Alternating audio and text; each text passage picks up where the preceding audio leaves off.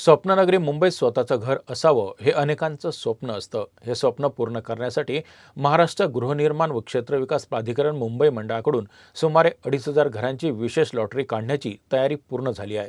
या लॉटरीची अधिकृत जाहिरात मार्च 2026च्या शेवटच्या आठवड्यात प्रसिद्ध होण्याची शक्यता असून एप्रिलच्या अखेरीस संगणकीय सोडत जाहीर केली जाईल। लॉटरीमध्ये मागठाणे, प्रतीक्षानगर आणि विक्रोळी यासारख्या मोक्याच्या ठिकाणावरील घरांचा समावेश आहे। अर्जदारांना जाहिरात प्रसिद्ध झाल्यानंतर सुमारे 1 महिन्याचा कालावधी अर्ज भरण्यासाठी दिला जाईल। सुरुवातीला सुमारे 5,000 घरांची लॉटरी काढण्याचं नियोजन होतं। मात्र गोरेगाव पश्चिमेतील सिद्धार्थनगर प्रकल्पातील सुमारे 2,500 घरांचं बांधकाम अद्याप पूर्ण नसल्यामुळे या टप्प्यात केवळ तयार घरांचा समावेश करण्याचा निर्णय म्हाडाने घेतला आहे।